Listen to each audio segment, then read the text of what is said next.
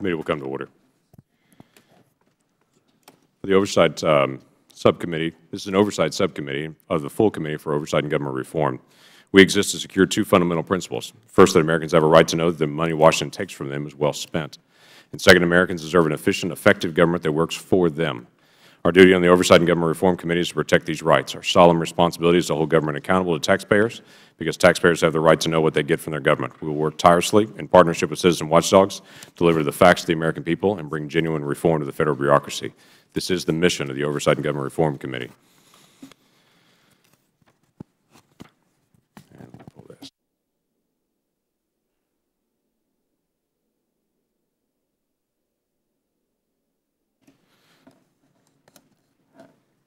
This hearing is a continuance of our oversight and the implementation of the Affordable Care Act. It's a multi-billion-dollar law that has been passed, and so it's appropriate that we continue to have ongoing oversight as it advances. Today we'll focus on the operation of Section 1322 of the law, which establishes the Consumer-Operated and Oriented Plan, or co-op loan plan. The Department of Health and Human Services awarded a total of $2.1 billion to 23 co-ops throughout the country. Co-ops receiving these loans have been awarded a portion in two portions: startup loans, which are repayable in 5 years, and low-interest, longer-term solvency loans, which are repayable in 15 years. The Committee's review of available information on the co-op program to date suggests that the loan program is an investment disaster, that is a possibility the American taxpayers will be left on the hook. That's what we're trying to follow up on today. Americans are well aware of other loan debacles and accusations of insider cronyism during the last few years. Today we're going to take a serious look at the multi-billion-dollar loan program that is the co-ops. First, the HHS Inspector General reported last year that most co-ops have exhausted their startup funding and lack private support. Second, even the Obama administration itself has not shown confidence about the viability of the co-op program. The Office of Management and Budget itself projected that the American taxpayers would lose over 40% of the funding through the co-op program. This means the administration expects taxpayers to face an $860 million loss from the $2 billion allocated in the co-op loans. Due to these and other concerns, Congress ultimately cut the co-op funding to $3.8 billion in 2011. After awarding $2 billion in loans, Congress rescinded the majority of the remaining unobligated funds in 2013. Third, the Committee's investigation highlights serious concerns with the ObamaCare co-op program. The Committee is releasing a staff report today that summarizes preliminary findings from its investigation of this loan program based on this information. I'd like to introduce the majority staff report into the record at this time. Without objection. This report represents two case studies: the Vermont Health Co-op, which initially received $30 million but dissolved after failing to receive licensure from the state insurer last May, and three of the largest co-ops sponsored by Freelancers Union, which received a total of $340 million under the program. Today we are joined by Ms. Sarah Horowitz. Thank you for being here very much, the Executive Director and CEO of Freelancers Union. The Committee also invited Mitchell Fleischer, the President of the Board of the Vermont Health Co-op. Mr. Fleischer notified the Committee yesterday that he would not appear today and answer questions about the millions of dollars of lost taxpayer funds surrounding the failed company. We are also joined by three healthcare policy experts: Dr. Roger Stark of the Washington Policy Center, Mr. Avik Roy of the Manhattan Institute, and Dr. Devin Herrick of the National Center for Policy Analysis, as well as Ms. Jan Van Riper. Is that correct? Thank you very much. Executive Director of the National Alliance of State Health Co-ops.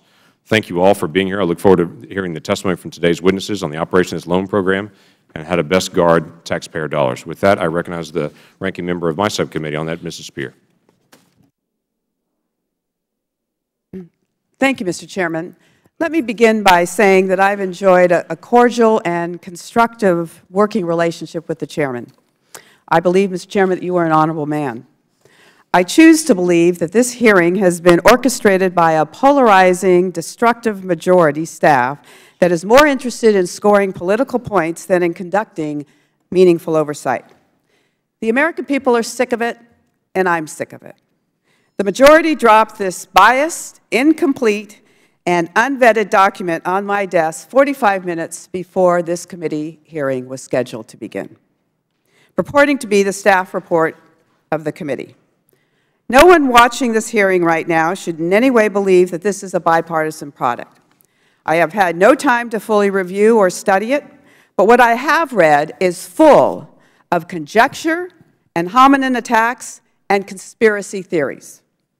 My cursory reading shows that the report exaggerates routine meetings, misrepresenting them as improper relationships, and accuses the co-ops of improper political activity when they only exercise their constitutional right to petition their government and comment lawfully on proposed regulations, just like the dairy farmers or the sugar beet growers did with all of us during the debate on the Farm Bill.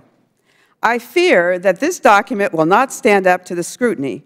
Otherwise, I would have received it weeks ago, and the full committee would have participated in its drafting. Instead, the majority chose to spend precious tax dollars and staff time focusing on one of 24 co-ops that failed to receive licensure and whose outstanding loan represents less than one quarter of 1%. They did not receive $30 million. They received $4 million. They were slated to receive $30 million. That never came forward because they were never licensed. Their analysis of this single co-op is also transparently biased and, I believe, politically motivated. As much as the majority would like to manufacture a scandal, there simply isn't one. There is no smoking gun. This is no Solyndra. The majority is trying to use this single, unrepresentative example to sabotage the entire program. I stand ready and willing to conduct oversight with the majority in a manner that allows for constructive and thoughtful study and debate. This hearing will do neither, and therefore I will not participate. I yield back.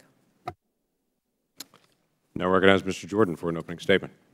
Well, Mr. Chairman, I would just say in light of the ranking member's statement, I was tempted, it's making a mountain out of a molehill, but I don't even see the molehill. Look, either side can release a report. They're not required to notify the other side. In fact, I have a report right here that our staff gave me that Ranking Member Cummings released a new report on Benghazi hearing. Today, Elijah Cummings, Ranking Member of the House Committee on Oversight and Government Reform, released a new report prepared by Democratic staff. This goes on all the time. And the fact remains, as you pointed out, Mr. Chairman, in your opening remarks, this program is slated to lose 40% of the money allocated by the taxpayers. Is that correct? That is correct. And let me mention one thing as well, and that is that all the findings from this report were all done in testimony where both the majority and the minority staff were included in all of the testimony behind the scenes. We're free to be able to ask questions and be engaged. So either side can create a written report from the findings that they have from all the interviews and investigations. That I yield back. Thank you, Mr. Chairman. And I'll dispense with most of my opening statement and just read from a couple pages here. The Obama administration projects that taxpayers could lose 40% of the loans given out through the co-op program, $860 million loss. In fact, one co-op has already failed. The Vermont Healthcare Co-op dissolved in May of last year after the Vermont State Insurance Regulator denied the co-op a license to sell insurance due to serious concerns about their solvency, and that cost the taxpayers $4.5 million. So the reference to Solyndra and the other programs in the loan guarantee program, or the other entities in the loan guarantee program that went bankrupt, I think is very appropriate. The committee invited Mr. Fleischer, president of the board of the Vermont Health Co-op, to testify today. The committee sought to hold him accountable to the American taxpayers for the millions of taxpayers lost. But yesterday he said, you know what, I just can't make it. We took taxpayer money, but I just can't come answer to the taxpayers and answer to the United States Congress. Mr. Fleischer's refusal to testify is concerning. The State of Vermont found that Mr. Fleischer's compensation as the president of the board was $126,000 was excessive. And just by way of comparison, the head of the Blue Cross Blue Shield Board of Vermont makes $29,000 a year. In addition, Mr. Fleischer's refusal to testify prevents the committee from questioning him on what the State of Vermont called a, quote, stark, ever-present conflict of interest. The state insurance regulator found that the company owned by Fleischer agreed to be the exclusive agent of the Vermont co-op. The co-op paid Mr. Fleischer's company at least $26,000 of taxpayer funds a month as part of his agreement. Between his compensation and his company's exclusive agreement with the Vermont co-op, Mitchell Fleischer received a substantial amount of taxpayer revenue. In return, the American taxpayers received nothing but a failed co-op. Mr. Fleischer's appearance today could have gone a long way in shedding light on why Vermont Health failed. It is incredibly disappointing that he chose not to be here and chose not to defend the misuse of taxpayer money. We are, however, joined today by Ms. Sarah Horowitz, the CEO and Executive Director of the Freelancers Union. The committee has had several longstanding questions about the process that informed the awarding of $340 million in loans to 3 companies sponsored by the Freelancers Union. The committee's investigation has shown that this union was not eligible under Obamacare to sponsor co-ops due to the union's insurance company subsidiary. However, the union successfully, in our judgment, manipulated the regulatory process to avoid the law's prohibition on giving taxpayer money to entities related to existing insurance companies. After receiving hundreds of millions of dollars in federal loans, Freelancers Union then used its political connections to the White House to preserve its ability to benefit financially from the co-op program. This is what happens when the government picks winners and losers with taxpayer money. We look forward to learning more about all of these issues in today's hearing. With that, would the gentleman yield? Yes, I'd be happy to yield to the Chairman. I thank the Chairman. I'll be brief. I share with both of the Chairmen the importance of this hearing, the recognition that this happens in time of war. We rush to do something. We rush to spend money. This committee, some years ago, under Chairman Waxman, recognized that the Bush administration had flown cargo aircraft full of $20 bills to Iraq, had medium-ranking and low-ranking officers sign for them, and the money had been dispersed, and we really didn't know where it went. So it is not unusual in times of emergency. But in this case, a bill that had multiple years to be prepared and thought out and then implemented appears to have some of the same loose money that cannot be justified or accounted for. And I think the importance of this hearing today, notwithstanding the gentlelady from California, Spears' assertion, is about substantial amounts of taxpayer dollars that are either being used unwisely or in some cases used outside even the letter of the law that was passed. So I want to thank both Chairmen for covering this important issue, and I believe I'm looking forward to the hearing. And in closing, Mr. Chairman, the witness is not here today. I expect that witness to come before this committee. I would ask that at the conclusion of this hearing that you recess and not adjourn, because we will reconvene when our witness is available. When a witness says they're going to appear before this committee, where we could have and possibly would have issued a subpoena, when they change their mind at the last moment, that's not acceptable. So either through a continuation of this hearing or a deposition process, I expect full compliance with the invitation. And I thank both Chairmen and yield back. I'd like to recognize the Ranking Member of the Subcommittee on Economic Growth, Mr. Cartwright, for his opening statement. Thank you, Mr. Chairman. And I do thank the witnesses for taking time out to appear today.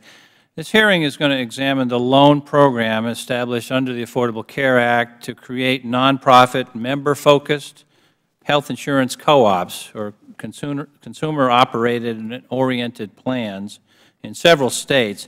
The co-op program is an investment in healthcare innovation. It is an investment designed to increase market competition and consumer choice, which drives down prices to consumers, something that we should all want more of.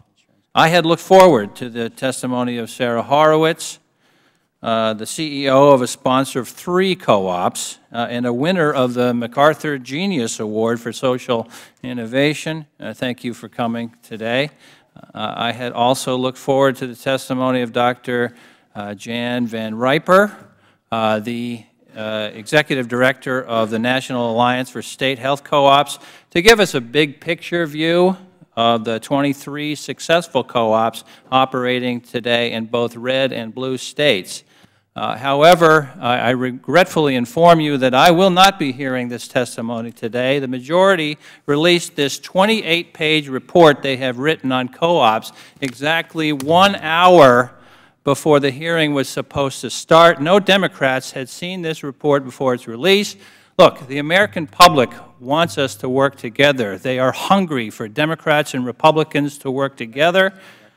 This is not working together. This is not a report that was generated just recently. It is perfect. It is 28 pages. It has 136 footnotes. There is not a typo to be seen in there. This is the type of report that the gentleman yield? Weeks and weeks to prepare, and to dump it on us an hour before the hearing. Would the gentleman yield? Obviously, a well thought out attempt to just completely skew this process. We in America, we're used to something called due process.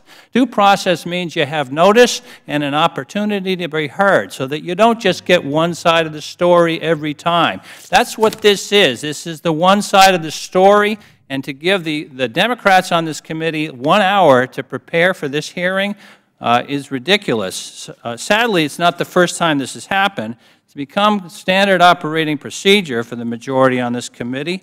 Republicans and Democrats alike are constantly talking about how they want to work with folks on the other side of the aisle. I would say to my colleagues, if you want to work with us, we are here. You have our emails. You have our phone numbers. We work just down the hall from each other in the same office building. Send us the report. We're happy to look at it. We don't care if it's not properly paginated or has typos in it. We want to get some notice of these things ahead of time so we can sit down and have a civil, informed, and bipartisan discussion about these important matters. I can't sit through a hearing where we're going to talk about a report that none of the Democrats have had a chance to read and pretend that this is the way that we should be doing things here in Congress. The American people expect more than this of us, and they deserve more than this of us. And I yield back. Would the gentleman yield for any conversation? I did. Well, the challenge that I have of this, do you know of any testimony that occurred or any interviews that occurred that both the majority and the minority staff were not involved with? Were you excluded from any of the interviews at all? We got this report 1 hour before the hearing. Right. I'd like to see which one of you who will stand up and say we could not have been given this with much more notice than that. My challenge of this is, for me personally, is it has the feeling of our staff worked hard on a hearing that had public notice, that obviously this hearing was coming, what the topic was about. There are interviews that have happened over the past year to all of these individuals doing the background, and it feels like there's a frustration that our staff prepared for it and your staff didn't prepare for it, that we did a report and y'all didn't, and you're walking into the hearing not ready. And that's what I'm trying to figure out. I'm glad for us to have the conversation because the bulk of the conversation today are the testimony of these 5 folks, not about our report. Now, we prepared a report to get ready for this hearing, but we came to this hearing not to talk about the report, but to receive witness testimony. So we'd be honored for you to be a part of the witness testimony. Will the member yield? Absolutely, sir.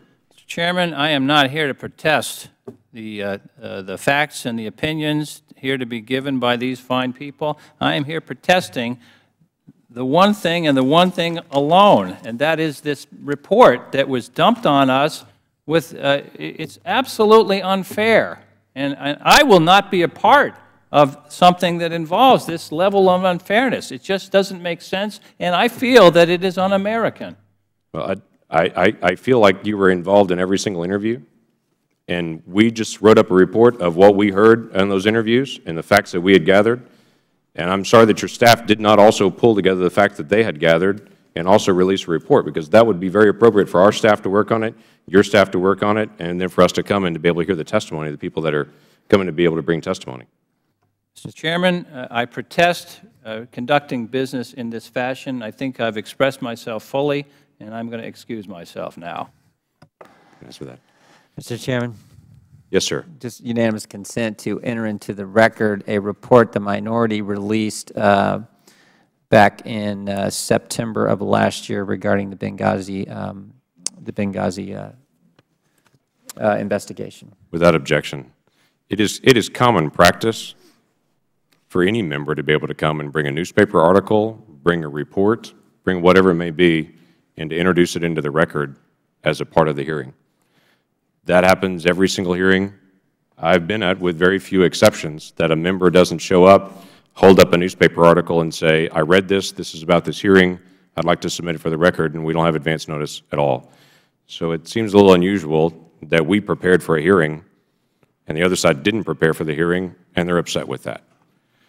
So with that, I would like to be able to hear the testimony of our witnesses, and I do appreciate you coming here, and I apologize for the theatrics that are going on, but we do want to get to your statement and the work that you've done, because you've all brought also written testimony, and you're bringing oral testimony as well, and for that we appreciate. Members will have 7 days to submit opening statements if any other member would like to submit an opening statement for the record. Mr. Devin Herrick is Senior Fellow at the National Center for Policy Analysis. Dr. Roger Stark is a retired physician and healthcare policy analyst at the Washington Policy Center. Ms. Sarah Horowitz is the Executive Director and CEO of the Freelancers Union. Mr. Avik Roy is a Senior Fellow at the Manhattan Institute. Mrs. Jan Van Riper is the Executive Director and CEO for the National Alliance of State Health Co-ops. We are glad that you are here. Pursuant to committee rules, all witnesses are sworn in before they testify. If you would please rise and raise your right hand. You solemnly swear or affirm that the testimony you are about to give will be the truth, the whole truth, and nothing but the truth, so help you God. Thank you. You may be seated. Let the record reflect the witnesses have all answered in the affirmative. In order to allow time for discussion, I would ask you to limit your oral testimony to about 5 minutes. There's a clock in front of you on that that you'll be able to see as a part of that, and we're glad to be able to receive your testimony. Dr. Herrick. Chairman Langford, Chairman Jordan, and members of the committee, I'm Devin Herrick. I'm a health economist and senior fellow at the National Center for Policy Analysis. The NCPA is a public policy research institute. Thank you for allowing me to share my thoughts, and I look forward to your questions. Consumer-operated and oriented health plans, otherwise known as co-ops, as they're commonly known, were a political compromise in 2009 during the health care debate. Congressional support for co-ops was primarily because they could serve a political purpose. Now, whether or not co-ops could serve an economic purpose or were economically viable, it received less scrutiny at the time. Proponents envisioned co-ops as an alternative to a public plan option that progressives hoped would boost competition with legacy health insurance companies. In a nutshell, the only real purpose for co-ops was a political compromise that served its purpose in 2009, but was never really politically viable. I mean, this is a conclusion that's shared by both critics on the left and the right. For example, Nobel laureate Paul Krugman called co-ops a sham.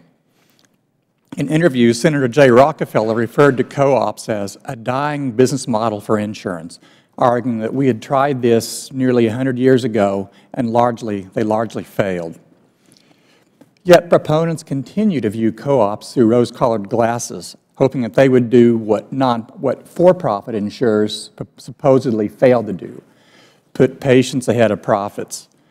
Indeed, the Office of Inspector General fears that the member-owned aspect of co-ops could undermine them as members demand low premiums at the expense of financial viability.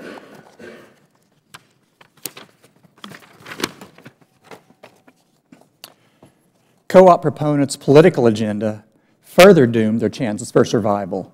As we've all heard, advocates for public health coverage have long complained that profits and advertising just serve no other purpose than to push up the cost of premiums, and that they're really unnecessary. So, of course, co-ops were dreamed up as a nonprofit entity that couldn't use any of their startup government funding to advertise, to reach out to their potential customers.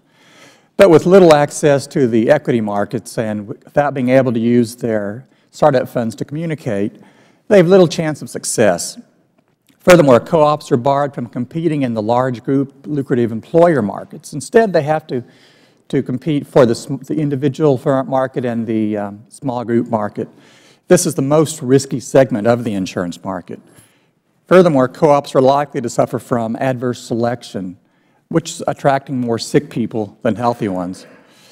This is especially true with the troubles we've seen with the rollout of the health insurance exchanges. According to the actuarial firm Milliman, starting a nonprofit health insurer is no easy task, and making that a nonprofit co-op adds additional complexity. Finally, with no claims data, with no idea of who will enroll, how many will enroll, or the age of the enrollees, it'll be very difficult to accurately assess risk and price their premiums. Furthermore, co-ops have a limited opportunity to gain market share needed to have financial viability. And without advertising dollars, they found it very difficult to reach out to their customers. And with the exchanges not working well, they have problems attracting anyone except those who seek them out. And of course, the people who tend to seek out insurance are those who have higher health costs. Moreover, the exchange problems and the stopgap fix, which is allowing insurers to sign up enrollees directly, further disadvantages co-ops. Moreover, the selection process of awarding loans appears to contain an element of cronyism. Congress wisely decided to require with strict repayment schedules, rather than making grants directly, but this may do little to ensure the safeguarding of taxpayer funds. The administration has all but admitted that co-ops are risky, with more than one-third of the 15-year solvency loans expected to go into default and 40% of the 5-year startup loans going into default. And this estimate was made before the recent problems with the exchanges came to light. In conclusion, as with most ill-conceived, undercapitalized ventures run by inexperienced management teams following an outdated business model, health insurance co-ops will most likely muddle along until they run out of taxpayer money, and I expect this will be how most of them will end. Thank you. Dr. Stark. Chairman Langford, Jordan, members, thank you for this opportunity to testify this afternoon. As background, consumer-operated and oriented plans, or co-ops, have been part of the American healthcare delivery system since 1929. Although all of the plans that existed during the Great Depression have closed, a few large co-ops formed during or shortly after World War II are still in existence. Thousands of non-healthcare co-ops serve American consumers every day in areas such as agriculture, utilities, and credit unions. A co-op is designed to be self-owned and to be of benefit to its members. Governance is through a board member, and co-ops are not for profit. As mentioned, co-ops were authorized in Section 1322 of the Affordable Care Act and were placed in the ACA as a compromise to the public option health insurance plan.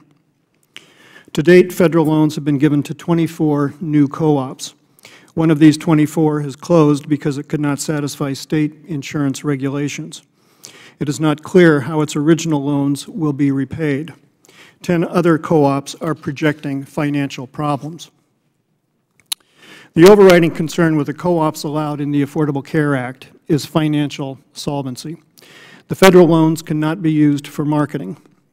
These co-ops are essentially new insurance companies that are starting from scratch.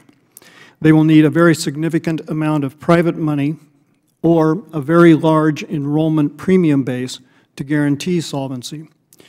Without the ability to formally advertise, many will need to rely on grassroots efforts to enroll a large number of people in a short time frame.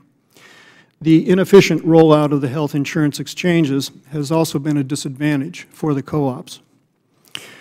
Whether they are called accountable care organizations or medical homes, the integrated care models given priority in the new co-ops are essentially health maintenance organizations, or HMOs. From my personal experience and from broad experience with HMOs in the 1980s and 1990s, using primary care doctors as gatekeepers can save money by rationing care. Obviously, this is not always in the patient's best interest. Co-ops will need to establish provider networks. To have a hope of remaining financially competitive, they will, in all likelihood, be forced to offer providers lower payment rates than established insurance companies will offer. This will be a definite disadvantage in recruiting networks of doctors and hospitals. Co-ops will have to deal with the insurance regulations in the Affordable Care Act. Legacy insurance companies are having a difficult time accurately pricing premiums with the mandates of community rating and guaranteed issue. Without historical actuarial data, new co-ops will have no idea where to set plan prices. Without substantial reserves, a few large claims would put them at an extremely high risk for financial failure. This may not reveal itself for a few years. As they do experience growing financial difficulty, the new co-ops will have two choices.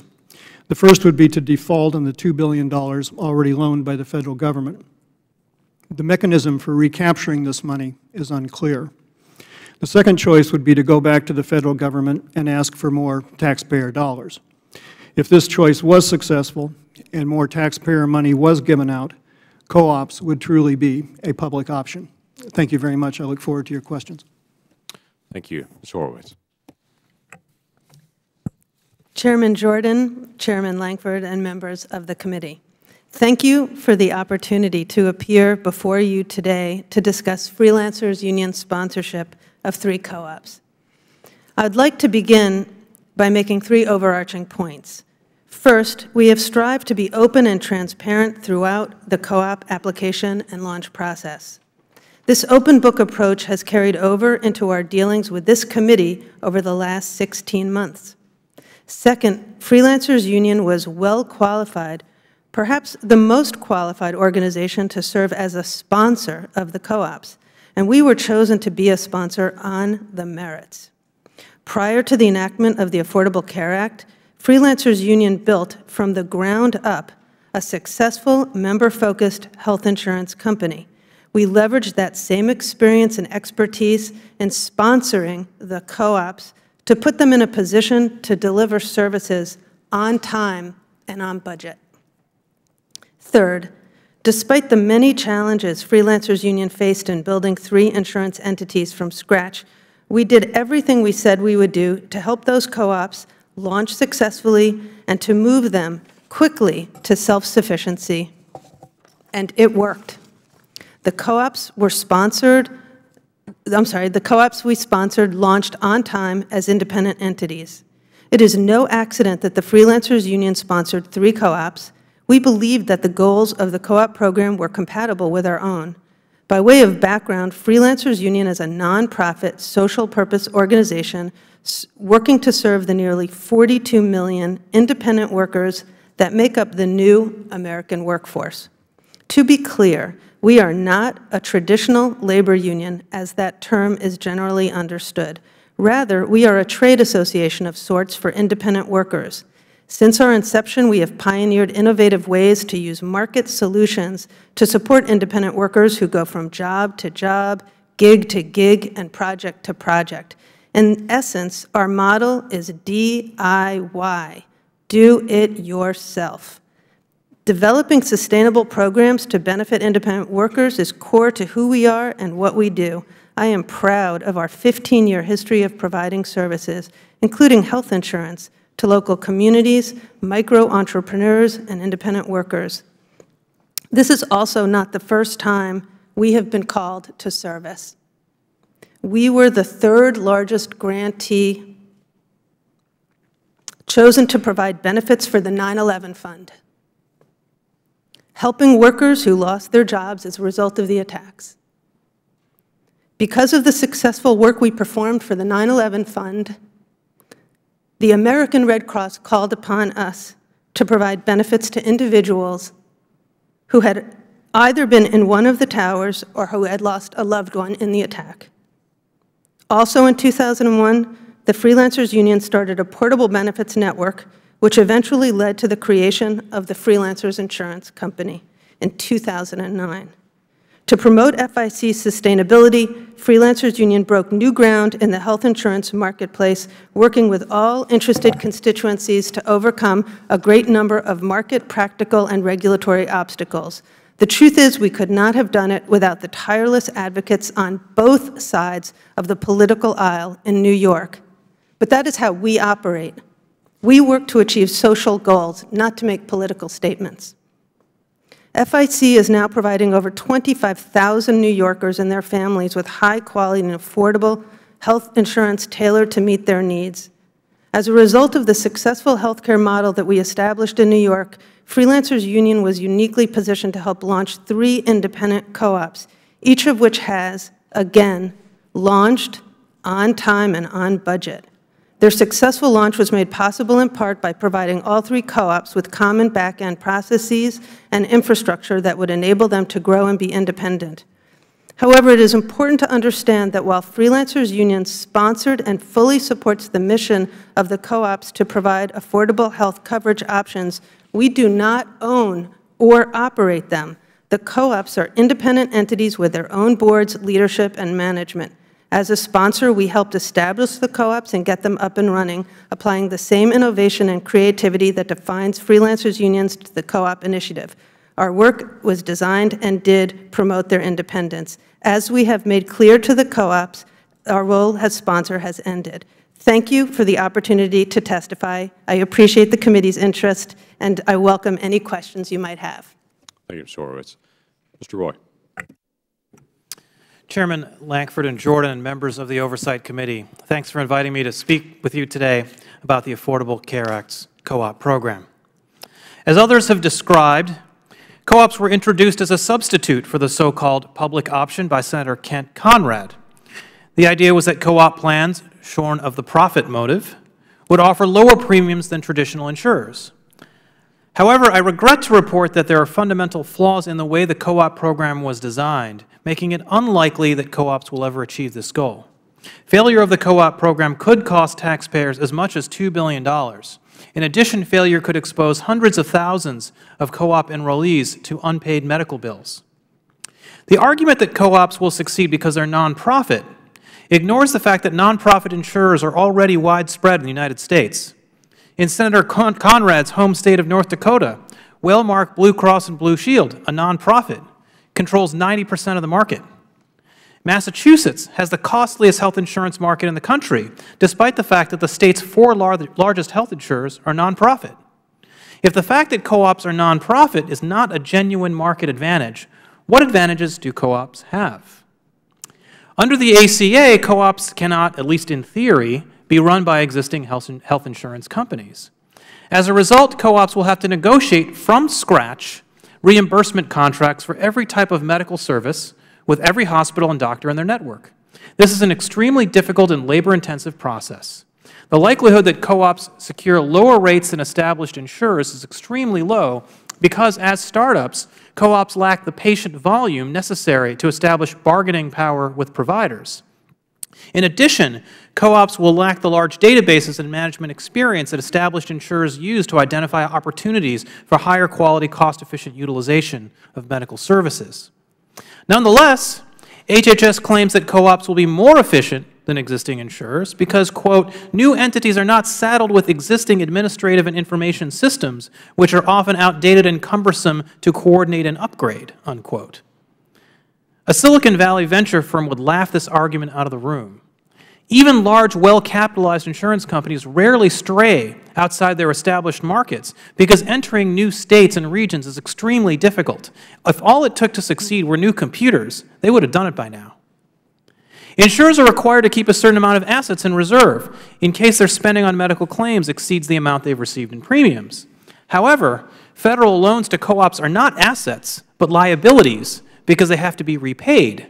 As a result, HHS engaged in a kind of accounting legerdemain so that its co-op loans would count as assets.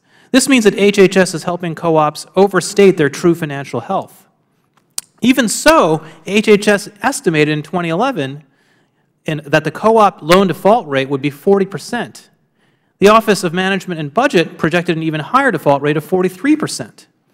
And the government has no effective way to recover funds from co-ops that default on their debt. According to one estimate, at least 11 of the co-ops were licensed in such a way that if they go bankrupt, they may not be able to pay outstanding medical claims before first relieving creditors. This means that Americans who enrolled in co-op-based insurance in good faith and paid their premiums on time may not find that coverage is there for them when they actually need it. This problem could further damage consumer confidence in the broader exchange-based insurance marketplace. It should be noted that skepticism about the viability of co-ops is not limited to critics of the Affordable Care Act. Indeed, according to Jerry Markin of the Washington Post, quote, White House officials repeatedly suggested that funding for the co-ops be reduced. Some senior White House officials considered the co-ops risky, including for prospective policyholders, and questioned whether the loans would be repaid. My recommendation to this committee would be to aggressively review the existing co-op loan recipients and at the very least suspend the disbursement of loans to those co-ops with a below-average likelihood of future solvency. Stewards of taxpayer dollars should not throw good money after bad and place vulnerable Americans at risk. The 2014 open enrollment period ends on March 31, giving co-op enrollees time to switch to a more financially stable insurer. With anything as complex as health reform, sweeping changes enacted by Congress are bound to have unanticipated consequences. In the case of co-ops, future insolvency is not unanticipated, but assumed by experts in both parties. This should be an easy decision for both skeptics and supporters of the Affordable Care Act. I look forward to your questions and of being of further assistance to this committee. Thank you. Thank you, Mr. Roy. Dr. Van Riper. Thank you, Chairman Lankford and Jordan, and members of the committee. Thank you for this opportunity to be here. Again, my name is Jan Van Riper. I'm with the Co-op Trade Association, to which all 23 co-ops belong. I'm going to focus my remarks today on co-op viability, as I was asked to do. First, I think it's really critical to mention the importance of co-op financial viability and other types of viability to insurance costs for both consumers and for governments. As you know, a major reason co-ops were provided for was to inject some much-needed competition into markets that had been very stagnant for a very long period of time. The expectation, of course, was that with more competition in those markets, prices would be driven down, hence benefiting not only private payers, but governments that subsidize some premiums for private payers. In both cases, co-ops have already delivered on that expectation. A study conducted some months ago shows that in states where co-ops exist, overall premium prices are approximately 8 to 9% lower than in states without them. In July, in a July Health Affairs blog, health policy experts extrapolated from pricing information provided by the CBO and the Urban Institute, concluding that if markets with co-ops had prices ranging from just 2 to 5% lower than otherwise, savings to taxpayers, in lower federal premium tax credits alone over the next 10 years would range from $6.9 to $17.4 billion. So it's maybe not an investment disaster. And finally, I'd say to that, the financial viability of these co-ops is really in everyone's best interest. The co-ops take seriously their responsibility to make these co-ops viable. As with any new business, it's important to look not only at immediate financial conditions, but most importantly to projections, realistic projections and expectations for long-term financial viability. As expected, and it is expected, that it would take some time for co-ops as startup companies, like any startup company, to become totally self-sustaining. As an aside, I want to mention that in spite of this expectation, it turns out that a number of the co-ops are already doing very, very well in enrollment and garnering a significant market share in their markets and in their states. So, back to looking to the long-term projections for long-term co-op viability, the outlook really is excellent, and it's because of the tremendous and dedicated expertise in co-op management, demonstrated support from communities in the states where co-ops operate, early enrollment successes that point to this, and the fact that the co-op boards must soon be populated by consumers for whom they provide coverage, all pointing to long-term financial success and commitment on part of the co-ops. As with any business, however, it will take some time to reach the maximum positive capacity. In the meantime, the numbers show that co-ops have already gone a long way toward paying for loan costs by driving down prices in markets where they operate. Having said that, I do want to mention some of the specific factors impacting current co-op enrollment numbers, because of course enrollment numbers, along with other things, are something that very much drive financial success. And at this early stage, as I said earlier, some of the co-ops are doing very, very well with enrollments, and I will tell you honestly that other co-ops are struggling out of the chute with enrollments, and there's a number of reasons for it. One is pricing, another one is unanticipated market changes, and the third, is the number of competitive carriers in any given state in which there's a co-op. I'll just very, very quickly highlight those. With pricing, for new entrants, as was mentioned before, new entrants have to operate somewhat blindly, as did all the traditional carriers who operated on the exchange, somewhat blindly with respect to pricing. And so it will take, and so some co-ops came in maybe a little bit more, some came in a little bit low. We have a good cross-section of co-ops that came in with excellent lower prices. But it will take a period of time, maybe a year, maybe two, for the pricing to get just right. And that's probably true for all insurance carriers. The unanticipated market changes that co-ops have had to be, or have been challenged with, again, are some of those faced by other carriers, but some unique to the co-ops. And I see that I'm out of time, so hopefully I will You get can go a ahead and finish question. it. You've got your 2 points. Thank you. Thank you. Yes, ma'am. Yeah. Well, the first one, obviously, are the problems with the exchanges, that both the federal and the state exchanges, they got off to a slow start. The federal exchanges are working better now. There's still a couple of states who have non-functional exchanges and so forth. And so that, of course, makes it difficult. Another couple, and then I'll finish, another couple unexpected changes was both the allowance for traditional carriers to do early enrollment, and then the administration's allowance for carriers to offer non-compliant plans effective January 1st because of the cancellation issue. Both of those things operate to reduce the number of potential potential enrollees in the exchange pools. And so that obviously operates to a disadvantage of any new entrants versus those in the traditional carriers. And I'm saying this not with respect to whining about it on behalf of co-ops. It's just something that was unanticipated, and it will take some time for them to react to that and regroup. Thank you. Thank you. And I recognize myself for the first round of questioning on it. Y'all, thanks for being here. This is, in some ways, this is a very difficult thing because we've tried to ask a lot of questions. Ms. Horowitz, you mentioned you've been very transparent, and I do appreciate you have, and your group has been very transparent. Come to interviews, been able to share freely. Thank you for that. But when we go to CMS and HHS and ask questions and enrollment numbers and all those things, it seems to be somewhat a black box for us. So part of our conversation today is to be able to determine how is this going? Where are we? And what's the expectation? Dr. Van Riper, tell us about enrollment numbers. You mentioned some are doing well, some are not doing well. Let's talk about just targets. Each of them set a target amount. How are they doing reaching that target? I would love to tell you what every co-op is doing. Unfortunately, I don't have all the information. Okay, for those that you have. Yeah, what I have, and I've put some of it in the, or what I have in the written testimony. For example, in Maine, we've got, as of yesterday, I believe, they had 18,374 enrollees. And what was their target? At percentage of target market, it's 80%.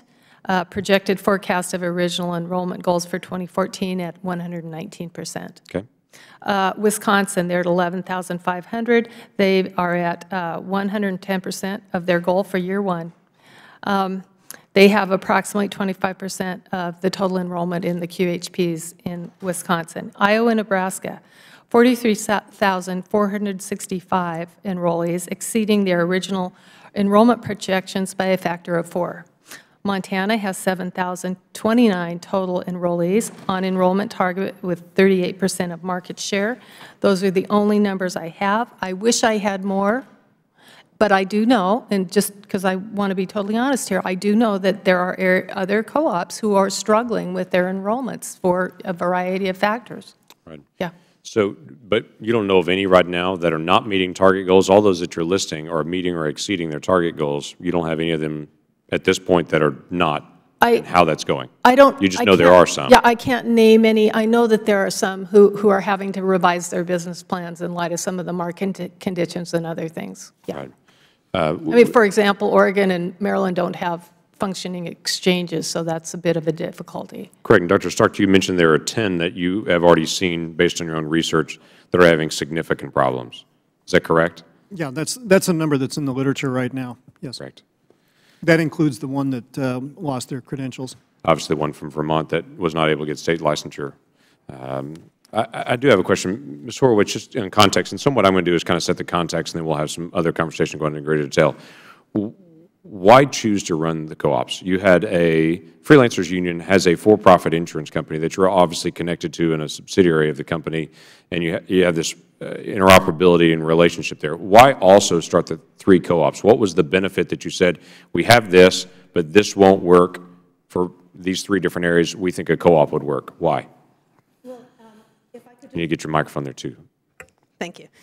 If I could just start by saying that Freelancers Union is not a co-op. We're a sponsor, and it was because the first part wasn't because there was any failure in terms of FIC, but actually, as I said in my opening statement, really the need for service and seeing that 42 million Americans don't have health care. But the FIC model would not work in those three areas that you're extending into. So that's my question is, you already have the freelancers insurance company, which is a for-profit entity. Why would that not work? And you said to meet the needs of the individuals, we need to start these three co-ops. Well, or sponsor them. I wouldn't say that it's because we had a perception that something wouldn't work. Actually, it was the opposite. We're social entrepreneurs. Social entrepreneurship is about figuring out market models and something that can go to scale or can be applied. And so in each case, what we saw was that FIC was a nonprofit insurance company that was doing very well in terms of meeting its mission. And when the ACA came forward, it was clear that there was going to be a lot of change in the health insurance world. And we wanted to see if there was a role that we could play, specifically because we understood in the co-op legislation that they were starting nonprofit co-ops, and we had started one. And as we've heard today, the issue is starting from the ground up. Having been a CEO doing insurance for 15 years, I can tell you starting an insurance company from the ground up is hard. Right. And what we've been able to do is to really take the learnings, the experts and other things, so that we could sponsor three co-ops, get them to be independent entities, and that's what we've done. I'm still a little confused, though, on just why FIC wouldn't have worked to be able to meet that same need, other than just you saw this possibility in ACA and said, let's try it. That's a lot of work to get something started rather than expand what is existing. Why not take what was already existing and expand into new areas rather than try to create something new, all the work? Okay, well, FIC is licensed in New York. It's a New York insurance. But one of your co-ops is in New York as well, isn't it? Or is it? Yeah, and it's not our co-op. They're independent. Sponsoring. Yeah, that we've sponsored is in New York, yes. And so what we were looking for was to have a broad range of options because independent workers weren't able to get large employer coverage, and so typically they were the ones who were having the hardest time buying health insurance. So here the co-ops were coming out with an ability to have a potential national reach, and we saw that we had this model, and we wanted to make sure that we could show how you could do it. That's because that's part of our mission. It's core to our mission, and we saw there was a big problem. We thought this was an effective way, and we still do. Okay, thank you. We recognize Mr. DeSantis for a line of questioning. Well, thank you, Mr. Chairman, and to both the chairman. Thank you for having this hearing. I think it's very important to be. I mean, it's such a huge law. There's so much money thrown around. We're the only line of defense for the American taxpayer to keep track of this. It's interesting. There was this report by the Congressional Budget Office, and people in Washington get excited about a lot of this stuff sometimes, and it was very negative about this law generally.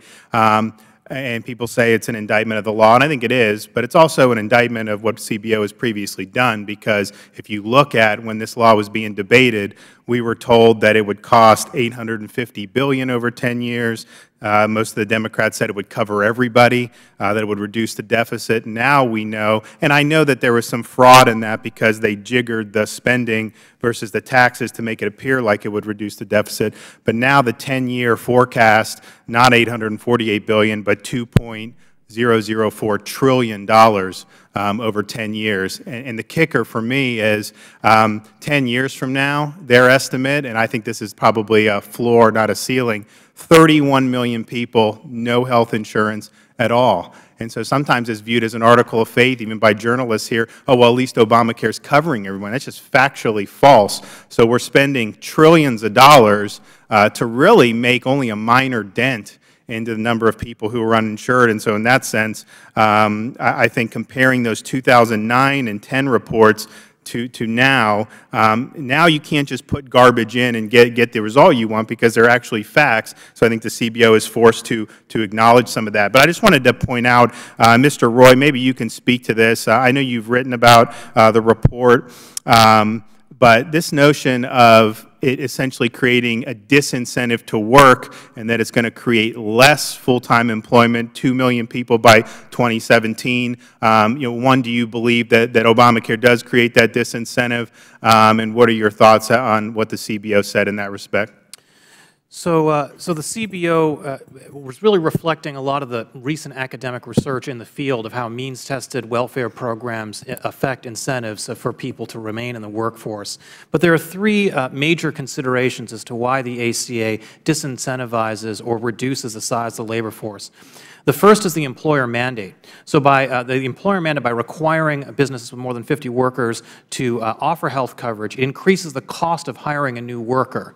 And because it increases the cost of hiring a new worker, a lot of employers will hire less people. So that's factor number one. Factor number two is the $1 trillion in tax increases over the next 10 years that the ACA imposes on the economy, and for a lot of different reasons, just general economic growth, disincentive for people to work harder, et cetera, those tax hikes reduce economic growth and therefore contract the labor market. The third issue, which is the one that's getting the most attention, is the means-tested subsidies, the Medicaid expansion, and the exchange subsidies that, because they can substitute for earned income through wages, will give some people the incentive to either withdraw from the workforce entirely or reduce the amount of hours they work because they will be getting equivalent benefits from the government. So that 2 million figure that CBO put out, that's only dealing with really number 3 of what you listed. They're not saying that because of the employer mandate it's going to cause that. And so in other words, if I agree with you, and I do, that employer mandate creates a disincentive for businesses that are small to expand, it creates an incentive to move people to part-time, 29 hours or less to relieve themselves of the burdens of Obamacare. If that's the case, then $2 million is already in the bank because of the general incentives in terms of means-tested welfare. Then you got to add on top of that, correct, for the employer mandate. The first 2 points that you made would be in addition to that $2 million, correct? I believe the number for, I think it was year 2023 was 2.5 million people less in the labor force, and that encompassed all 3 factors, and they didn't break out how much was each, but I believe the third factor was the largest component. Which I think will be interesting because I think the CBO has traditionally underestimated the impact of this employer mandate, and we may very well see soon the incentives that creates. I mean, I have businesses in my district that say, look, it's cheaper for me to pay the penalty. Now, they can't always do that because they do have some employees who would have other options who may be able to leave. But for a lot of the low-skilled, the blue-collar folks, I mean, they're going to be in a position where they're going to lose hours. They're going to be moved to potentially the ObamaCare exchanges. And I think that's going to create a huge upheaval. So in terms of this deficit reduction, you had mentioned there's $1 trillion in tax increases. And I think the way they did it was there's $1 trillion in tax increases, $700 billion in Medicare cuts. Therefore, compared to $850 billion, that reduces the deficit. But now that it's $2 trillion in outlays, even those significant tax increases in Medicare cuts, that still doesn't get you to $2 trillion, does it? This is a long subject we could spend all of your time discussing, but the CBO projections have a fair amount of uncertainty, and we can say that for sure. I think one thing that's important about this report that came out yesterday, the Budget and Economic Outlook report, is that the CBO estimated, compared to its previous year estimates, that the deficit would be $1 trillion larger, $1 trillion larger due to $1.4 trillion less in tax revenue and $400 billion less in spending. So the deficit outlook is worse than it was before, and that's largely due to lower economic growth, lower GDP growth, which potentially is in part a result of the ACA and its tax increases. Oh, absolutely. And I thank again the Chairman. And I would just note on top of that, it's my understanding that the CBO director today, when he was in front of the Budget Committee, said that they are forecasting less economic growth in large part because of these incentives. And so this is not a law that's causing the economy to grow or put people back to work. It's actually hindering our recovery, which has real effects for people in their individual lives trying to find work, but also in terms of our long-term fiscal outlook. I mean, if we're growing less, we're going to be taking in less revenue, and all our problems become even more severe. So thank both of the chairmen for holding this hearing. Thank you. Nice job. Mr. Jordan. Thank you, Mr. Chairman. Ms. Horowitz, the Chairman asked you a question about why you didn't just use the existing insurance company. You said it to meet needs and do things, you set up the co-ops. But when you set up the co-ops, you were able to access $340 million of taxpayer money in the form of a loan. Isn't that true? excuse me, the $340 million did not go to the freelancers union. I'm not saying that. The question was, why didn't you just, to meet all the things you talked about in your opening statement, the chairman asked you, why didn't you use the existing structure? And you said you set up the co-ops to deal with the concerns that you had and to meet some need. But isn't it true when the co-ops were set up, you were able to access federal taxpayer money? So perhaps I'm not understanding. Let me just ask the question straightforward then. Did the freelancers-sponsored co-ops receive federal taxpayer funds? The funds went to start the 3 co-ops. Okay, so I'll leave out the sponsored part. The co-ops got funds, right? Yes. And how much money did they get? $340 million. Okay, and let's put up slide number 1. So I just want to just be clear on what the law says. An organization shall not be treated as a qualified nonprofit health insurance issuer if the organization or a related entity was a health insurance issuer on that date. Was Freelancers Insurance Company a health insurer on July 16, 2009? Freelancers Insurance Company was, but... Okay, that's fine. And how much, so let's go to chart number 2. Now, this is information that you provided the committee staff that shows the structure of several organizations that you are a part of. And IWS is the one in the middle. And IWS stands for what, Ms. Horowitz? I'm sorry. Can you tell me, this is your chart. Sure. I'm sorry, are you asking me what does IWS stand for? Independent Worker Services. Okay. And there we have freelancers, the union, and then we have the Freelancers Insurance Company as well. And then, of course, we have the co-ops over there, the New York, New Jersey, and Oregon co-ops. Is that correct? If I may, sir, Congressman, sure. The structure that I think is a little bit easier to understand is really that it's Freelancers Union, which just says freelancers. I don't know where this slide came from because it might be kind of an older one. Your slide. No, it's your slide. Yeah, for sure. Right. My fault. Happy to say that here. Okay. Freelancers Union is the C4 nonprofit. IWS and FIC come under that as the 2 for-profits. Some of these I don't really know where they come from, the self-organized work groups or the cooperative businesses. Well, I don't either because I didn't put the chart together. You did. So what I'm saying is that for some reason, I'm just pointing out the chart here. So let me ask you this. Those co-ops, which have a line connected to IWS, and then there's a line to freelancers, a line to FIC. I just want to know which of these organizations are you involved with? Are you the CEO of any of these organizations? Yes. Let's start with the circles. Are you the CEO of Freelancers? The CEO of Freelancers Union, yes. Okay, and are you the CEO of the circle marked FIC? Yes, I am. And then are you the CEO of the organization in the middle? Yes, I am. So 3 of those 6 circles, you run the show? Yes, I'm the CEO. Okay. So it seems to me the answer to Mr. Langford's question was the co-ops had to be formed so that you could send money to IWS to get money to the other 2 entities that you're the CEO of. Isn't that correct? No, it isn't correct. Well, let me ask you this then. You said the co-ops got taxpayer loan dollars, correct? The co-ops, they've received money from the taxpayers. The $340 million. We're the recipient of the $340 million. Yes. How much of that $340 million went to the line that goes, see that line that you drew between the co-ops, that circle, lower right corner, and the IWS, see that line? How much of that $340 million traveled across that line to that circle in the middle? Or I guess there's not a circle there, to that IWS in the middle. I'd love to be able to explain, as Mr. Roy... I didn't ask you to explain. I asked you how much money went from that circle over on the right to that big, bold IWS in the middle, which you're the CEO of. So if I could try to, because I know it's a simple question, Ms. Horowitz. I want to know how much money traveled from the co-ops to IWS. And I really want to be able to explain it to you, but it's complicated because there are a number of structures. I'll let you explain it once you give me a number. I know that I can do it pretty easily. You can? Yeah, may I? The number's easy to give if you know the number. Do you know the number? So the 3 co-ops... Do you know the number? You don't have to give me the number. Do you know the number? I do, and I want to explain it. Okay. Can I have a moment to explain? So explain it and then give me the number. Go ahead. Okay. Thank you very much.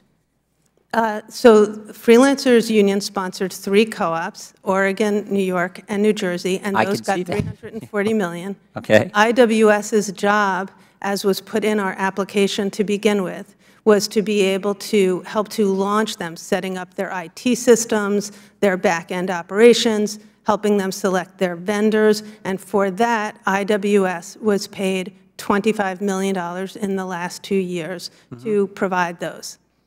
And that's how the 3 co-ops were able to launch on time and on budget. This is something that is done in the agricultural co-ops. They're called secondary co-ops, and that was the model that we used. Were there, you still didn't answer my question. How much money traveled from the circle on the right to the one in the middle, did you say? I believe I did, sir. And how much? How much was that again, just for the record? $25 million. $25 million. Of the $340 million? Yes, and that was the work through sponsorship, which ended December of last year. Okay, and was there ever any questions raised about this arrangement? It's all new. Did CMS ever say, hey, wait a minute, we're not sure this is kosher, we're not sure this is appropriate? Was that ever brought up? Well, as Chairman Langford thanked us for our transparency, you'll see that throughout the process, that was indeed in our application, the first application for the co-op program that was discussed with Deloitte. I appreciate the Chairman would indulge me here. Can we put up the next slide? So this is an email we got. Seems to me the CMS had real concerns. We must insist that the co-op in Oregon provide the following assurances. Bullet point number 1. The federal co-op, or the freelancers co-op in Oregon will make no more disbursements to IWS. So at some point they said, hey, we got to stop this little game you've got set up here. Is that correct? I don't believe what it says. So, Congressman, when we were launching these 3 co-ops, our staff had regular meetings, and eventually, very quickly after the awards, the CEOs, interim CEOs, and management team of each of the co-ops met regularly with CMS, where contracts were reviewed. If there was something that was of concern, it was raised at those meetings. This has all been a transparent process. This is a big project, and there were questions that went back and forth. All right, let me put up slide number, excuse me, slide number 4, if I could, please. This is again from the same presentation that you all provided to someone and gave us we got the copies from you. I want to look at the first bullet point, support freelancers unions goal. This is the vision and mission of this packet of information you put when you were talking about this structure to access taxpayer dollars and set up these co-ops.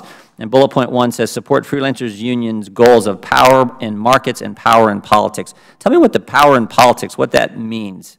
Well, it really derives from the power in markets. Just to give you an example, I'm pleased to say that we were the recipient of the Manhattan Institute Award for Social Entrepreneurship in 2003 for our work on insurance using market practices. That's fine in 2003. I'm talking about now relative to the co-ops in this term power in politics. What does that mean? So if I can give you an example. So for instance, in New York, we had a market insurance company so that we could demonstrate how you could bring people together in a new kind of insurance company, because as others on the panel have mentioned, they were geared towards large employer, small employer. So we had a market kind of innovation that we said is going to be really important for the next workforce. We could show that in a market, and then we could go and say to our regulators or our elected officials, we need to evolve our policies so that we start meeting the needs of the next workforce. That's what we always do. It's always in tandem, but we start with market strategies because we're DIY. You talked all about markets. I was asking about the power in politics. What does those 3 terms mean when you're talking about the IWS Business Development Plan, which is what this all is? What does that mean, power in politics? I got my idea because I'm going to show the next email. Okay, well, it is about evolving through demonstrations how we need to change our policies or regulations or laws so that we evolve. Okay, let me go to the next email, because this to me seems like what power in politics is. This is an email from you where you contact Liz Fowler. Now, Ms. Horowitz, who's Liz Fowler? Liz Fowler worked in the administration. Do you know her title? I do not. Special Assistant to the President. Yeah. Power in politics is when you can reference and talk to Special Assistant to the President. And this email is to your government relations person, or who's this email to? I believe it. From your government relations? I'm sorry, I can't see it from here. Melanie Nathanson? Does that name ring a bell? Yes. And who is that? Melanie Nathanson is our lobbyist. She's your lobbyist? And you think calls for an SOS to Liz Fowler and high-level friends. That sounds like power in politics. You're telling your lobbyists, call the White House. CMS is saying this cozy arrangement we have where the co-ops get $340 million of taxpayer money, send a bunch of it to IWS, which I'm the CEO of, and then we could use that because money's fungible. We can use that at at Freelancers Union, which I'm also the CEO of, and we can potentially use it at Freelancers Insurance Corporation, which I'm also the CEO of. And we need to send an SOS to Liz Fowler, the White House Special Assistant to the President, and other high-level friends. Well, with all due respect, this is like sending up the flares, shooting off the fireworks, jumping up and down on the table. We got to make sure our little cozy arrangement here continues to stay in existence. That's what this is, particularly after CMS said, hey, wait a minute, stop the payments. Stop the payments. That's what it, tell me where I'm wrong, Ms. Horowitz. If I might have the opportunity, Chairman, sorry. When we were awarded the $340 million. Wait, well, you said earlier you weren't awarded the $340 million. You said the co-ops were. As a sponsor. Oh, no, but you just said we. That you just made my point, Ms. Horowitz. All along you said the co-ops got the money and then IWS got a little bit. Now you just said we got $340 million. Freelancers Union has been has a track record of being very careful stewards of money. When we launched and were awarded, we had a track record of starting an insurance company from the ground up. Soon after that, there were issues with HHS that we found where HHS had their ideas about how to successfully launch because we were dogged about spending taxpayer money, investor money, philanthropic money very carefully. We were able to do that. So if I can respond, because you've asked me a question. I'm way over time, and the Chairman's been very indulgent. We may have a second round if the Chairman is. And I'd be glad for you to be able to respond as well. I want to say one last thing, Mr. Chairman, then I'll yield back, and if she wants to respond. In your opening statement, I look forward to hearing it. In your opening statement, you said our model is DIY. Did you say that in your opening statement? Yes, I did. Our model is DIY, do it yourself. Yes. And yet, you didn't do it yourself. You got $340 million of taxpayer money. You set up this cozy structure where IWS is in the middle of it all, and you're the CEO of 3 of the organizations, leveraging that $340 million and getting a bunch of that money. So I don't know. Our model is DIY. Since when does DIY mean I need $340 million of taxpayer money? That's our big concern here, Ms. Horowitz. And it wasn't just our concern. It was concern of people at CMS. And you used the political, well, no, what was it called? Not political. You called it power in politics to make sure it got to continue. And that's a concern with this entire arrangement. I yield back. You do have time to respond to that, Ms. Horowitz. Thank you very much. So I was very concerned that these co-ops would launch on time and on budget. That was what I was thinking about. That's my job, to use taxpayers' money, any money, financial money, investors' money, members' money. And so when there were issues, I was not going to let that get derailed. And when I was having a difficult time where our staff was meeting with CMS regularly, we were regularly having difficulty with some of the decisions, we said we need to do whatever it takes. So we then went to the administration to say, we need you to help iron this out. There's a reason that we launched on time and on budget. When we see the other problems with exchanges, those were problems. We launched on time and on budget. Mr. Meadows. Thank you, Mr. Chairman. Dr. Stark, I want to come back to your testimony. I think you said that there's potentially 10 other co-ops that are financially in difficult situations. Is that correct? Yes, that's correct. So by being in financially difficult situations, what are we looking at in terms of trying to make them potentially solvent? I mean, what's the exposure to the American taxpayer if we chose to bail them out?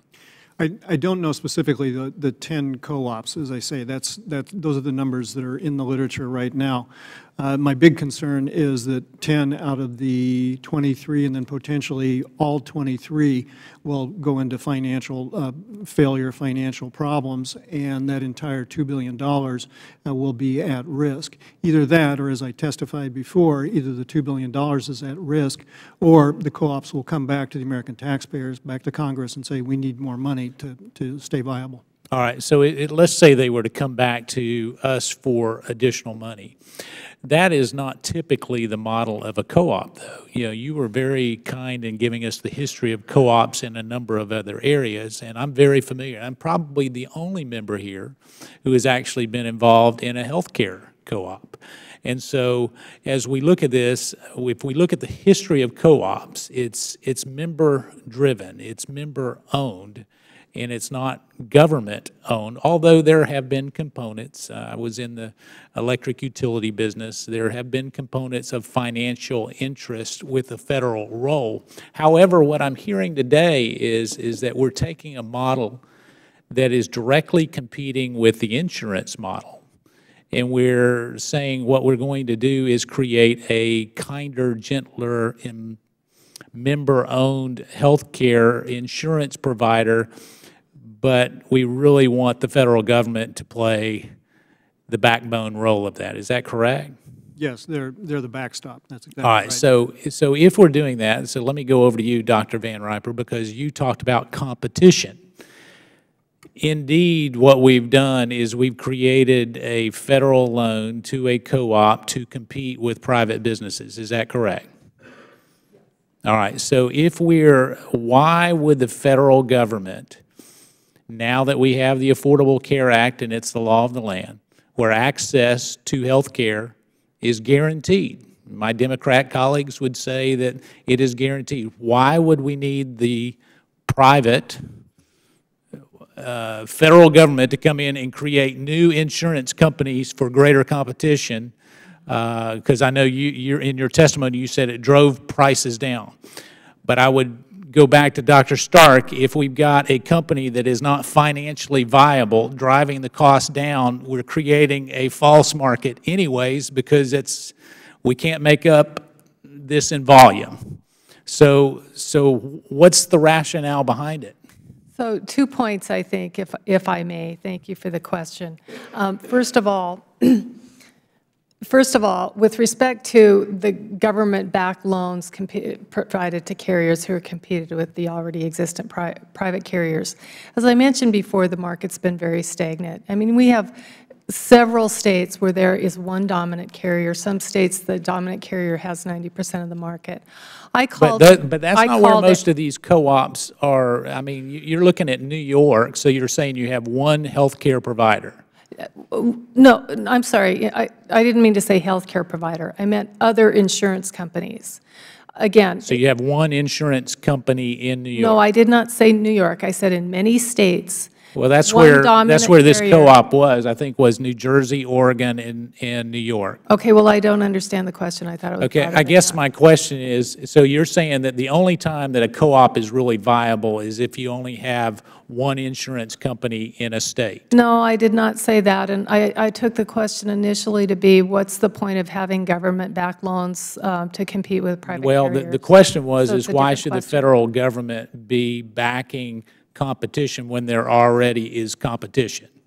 Because, again, in some states there's really no competition, and throughout the country, the insurance markets have been completely stagnant for about 30 years. I put in a call not too long ago to NAIC to try to find out what kind of new entrants there have been in the insurance industry over the last several years. And basically I was told they couldn't find any record but for maybe 6 in the last several years. So again, I think the thought was, and it may have proved to be a good idea, that if you loaned money to some startup companies, because it's difficult to start an insurance company, obviously, that it would inject that competition in the markets and lower the price. And indeed, if the figures we're looking at are any, if they're appropriate, it seems to have been working. Well, I mean, it's lowering costs, but according to Dr. Stark, if they're not financially viable, I can sell watermelons for $1 every day and buy them at $1.10. I can't make it up in volume and make a profit. And so, you know, if indeed it's driving down the cost and it's not a financially viable market, how does that help us in the end? Totally, a very good point, and if I may, that's right. You know, if you have insurance companies coming in and doing predatory pricing, or for whatever reason underpricing, it's not helping anybody. Certainly, if carriers do that, I mean, it's not good for anybody. But what I would really like to talk about here real quickly is the kind of risk that the government faces with these co-op loans, because from a logical perspective, it isn't nearly as much as has been described, which is a different issue than pricing too low. But I think it went to your initial question, and that is this. These loans are, in most cases, the ratio of the startup loans to the solvency loans is very low. So you might have, you know, a 10% startup loan to 90% solvency loan. The startup loans are largely expended by the co-ops. There's some that haven't spent all those monies yet. But those will have been spent. And then the solvency loans are there they're never intended to ever be spent. Well, then let's don't give them. So why do you have them? Because, I mean, because here's what I've found in a very short period of time is that what we intend not to happen always happens. You know, if there's monies that are there, they always get tapped. And what I can tell you, I was a small business guy. And so, you know, when I look at making things work, you know, going to the federal government to make sure that I'm solvent was never an option. You know, it was not an option. I had to make it on my own. And what I'm concerned about, as I hear today, is in very mature insurance markets, we are now looking at a co-op model to compete directly with other insurance companies. It's one thing if they only have one carrier. And so, you know, maybe there is a model, as there was in the electric utility business in very rural areas. But even now, that particular model has outlived its usefulness just because so much of that is member-driven, and they do a fine job, but they compete with investor-owned utilities. And so it sounds like in a very mature insurance market, we're allowing the federal government to get in there at the risk of insolvency. You would not agree with that? I would not agree at the risk of insolvency to anywhere near the level has been discussed today. I mean, certainly there is a chance, and we've already seen it in one co-op for particular reasons.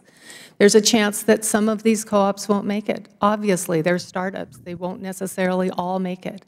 But let's just say a couple of them go down. And as I was trying to explain before, if they do, what the government will be out, they will be out the startup loans and whatever, possibly none of the solvency loans. And why, if they're not going to draw down those solvency loans, why are they necessary? It's because of state insurance regulation requirements. You can't come in and be an insurance company without some pretty massive reserves or funding available to cover losses in the event you can't pay your claims. In co-op's case, they are required to do what's called 500% of RBC. So because they're new entrants, they're required by all of these states to keep reserves even in excess of what the carriers are. So there's a lot of protection there for consumers. And again, the chairman, I'm out of time, and the chairman has been very gracious in allowing me to go over. I know Mr. Roy wants to comment, but I'll yield back. Thank you, Mr. Chairman, for your graciousness. Thank you. Mr. Roy, if you had a comment on it, you can certainly do that. Yeah, I think that Mr. Meadows has raised an important question, which is why is it that many of the co-ops are located in states that already have relatively competitive individual and small business insurance markets?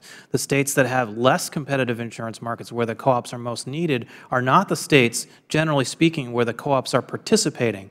Therefore, in that essential way, they're not achieving their goal. And this gets to the point that Dr. Van Riper mentioned in her opening statement, which is she said that there was a study that showed that in the states where where co-ops are participating, average premiums were lower than the states where co-ops weren't participating. Well, that's not because of co-ops. That's because those markets were already competitive, and therefore, because they were already competitive, average premiums were lower. Co-ops have no causality relationship with those results. Right. It's too early on that. Dr. Van Riper, it looks like you want to respond to that. Then I have several questions with that as well. Did you want to respond to that? Yeah, I mean, that's simply at odds with what the evidence shows. It shows that around, in co-ops where there's, or states where there's co-ops, this is operating on the exchanges, it's 8 to 9% lower premiums across the board. So, but you're saying it's cheaper last year when the co-ops were new, or cheaper this year? Because you were saying several months ago when it came out. Because when you quoted that earlier. Right. I thought, how did the co-ops reduce prices last year or for this year when they're just trying to get online right now? Right, and isn't that a good question? I think it's based on historical data, yeah. So, but we don't have any current data on it. It's just an assumption that co-ops are in these states, prices are going down, but trying to develop the causality, we don't know yet. We don't know, but I mean, just like with all kinds of other projections, it's based on historical information and projections by experts. Yeah. Mr. Roy. I just want to add one thing, which is that actually it's not true that premiums are going down in the states with co-ops. So average premiums on the individual non-group market are going up by an average of 41%, according to Manhattan Institute study across the country. Only a small handful of states are seeing decrease, and that has to do with prior regulatory schemes. Generally speaking, premium rates are not going down. Relatively speaking, on the exchanges, some states have higher premiums, some states have lower premiums. That's what this study is addressing. It's not addressing rates in the 2014 market relative to the 2013 market. In the vast majority of states, I believe 42 or 43, premiums are going up, in many cases dramatically. Right. Dr. Van Riper, you made a statement. You listed off 3 things that were basically problems for some of these co-ops getting off the ground. Pricing, obviously, market changes, which is basically regulatory changes on the whole. It's CMS and HHS changing the rules at whim, and the co-ops trying to catch up to that often. And the third thing was competitive carriers. And I found that very interesting because obviously this was designed in the law to be able to create an entity, but you're saying one of the 3 problems is they're trying to start up in places where there's a lot of competition already, and that makes it very difficult. I think that's right. How many states are they starting up where there's low competition? You're saying that's a problem for the 23 that exist, that a lot of them are trying to start in places where there's already high competition. How many of them are starting in low competition areas? I'm sorry, I can't give you that off the top of my head. I can find out. Okay, that's one we'd like to find out, because obviously that was the original purpose. And I want to be able to express this to everyone in this. A lot of what you're going to hear from this panel in our conversation is not anything personal with your entities and organizations. It's with a law that was written that people are trying to figure out, and the rules are changing on consistently. And Ms. Horowitz, for instance, that the statute's pretty clear when it says entities may not receive direct loans through the co-op program if the organization or related entity was a health insurance issuer prior to July 16, 2009. So our concern is, you're right. You were very well suited to start up co-ops because you've had these related entities. You're a CEO of one of those groups. You're helping start co-ops. There's no question in the plain reading of the law that your organization should not have these funds, but you are actually better qualified to do it because you have done it in the past. So the issue is not necessarily with you personally starting this up. The issue is it's not the plain reading of the law. So all these gymnastics with CMS to try to work through to create this new term sponsorship is to allow a group that's probably qualified to do it to actually do it when the law says, no, you really can't do that. This is the nature of this law, that they seem to shift and change at a whim, and this administration seems to have problems with the way the law is written, and so they'll just, by regulation, change it. And then everybody's trying to figure out how to be able to process through it. Do you want to be able to comment on that? If I may. Yeah, perhaps I can help clarify a bit, because really the law itself did not mention sponsorship. That really was left to, it's the overarching framework, obviously. Where did that term sponsorship come from, and how long did it take to be able to create that term? Because that wasn't the original term that was affiliated. Right. And I'm not sure I know, actually, but I know that when the law, the overarching framework, went to HHS so that we could granularly understand what would that be, that's when there was the opportunity to talk about what would be the roles, what would be the role of a sponsor. perhaps because we could see what we were able to do with FIC, we were able to talk about at that phase how we thought that we could play a role. I do not know the intricacies of what happened with HHS, and I'm sorry that I can't shed light on it. Well, the question, it just begs the question then, when you're getting off the ground, you're getting everything organized, it's obvious you had some pushback from CMS as Mr. Jordan actually put up the information, and CMS started asking questions saying, hey, this seems very connected as far as an organization. With the startup funds, seems to all run through one for-profit organization. So there was some pushback on that. Obviously, there was some pushback for you related to this as well to say, hey, I'm not sure you qualify for this because of this. You had conversations and your people had conversations to try to provide some clarity. Is that correct? Well, I would say that's a complex bunch of activities, if I can just parse this apart a little bit. So one was the issue initially, which was what kind of role can Freelancers Union play? How can it be a sponsor? And HHS made it crystal clear that we could. That was one set. Then when was that determined? It would be during the rulemaking. You know, I'm not a Washington, D.C. person, so I never really know, like, this is rulemaking, this is the White House, that was, the content. give me a time period. That was 2012, that was 2011, 2010? Yes. Excuse me. The application, if I can just clear Absolutely, you can. The applications were due, I believe, in the end of 11. Okay. And so in the beginning of 12, we were awarded, I believe it was February of 12. Was there at any point a conversation to say, I'm not sure you meet the criteria because you have a related insurance company? Did that ever come back to you at all, or was that just, it went right on through? When we looked at the law itself that had just been passed, that was clear to us that we could not be, Freelancers Union could not be a co-op. Right. So then we were saying, okay, if we can't be a co-op, then what are there any other ways that we can participate? And so, again, I don't know where the idea of sponsorship came, but that's the role that we could play. Did you have ongoing conversations with anyone in the White House or HHS or CMS about how could we participate? Can we work out some way to be able to have this relationship? Yeah, I mean, I would say the early conversations were more about what kind of role could we play because of the things we knew, but also, given a lot of the conversation on this panel, how do you start up a nonprofit health insurance company, given our expertise? That's one batch of conversations. The conversations that were later on were much more after the award in terms of the starting implementation. So in our application, we had really envisioned a very wide role in terms of IWS providing the back-end services, and HHS really had a different role of how you'd launch and what you would do. That's when we started running into difficulties because, forgive me for being a dogged person, you know, either a charm or a fault, but I really know what you need to do to get something off the ground, and as we've seen, perhaps the Federal Government hasn't had that same level of expertise in some areas. Listen, I would say the Federal Government doesn't have expertise in a lot of areas. I understand that. That's what's interesting to me in this, for you particularly. You're right. You bring expertise to this and experience to this, but the law specifically forbids it. And that's what makes this so difficult. A co-op is being set up that you can't advertise, can't have any experience in doing it or related activities and related organization, trying to start an insurance co-op, and I can't imagine a worse time to start anything healthcare related dealing with insurance than right now when the rules are changing all the time. The deck could not be more stacked against the co-ops based on how the law is written. And so CMS and HHS seem to try to, they're figuring this out and saying, okay, we'll just shift the law then. We'll just change it and try to shift it around.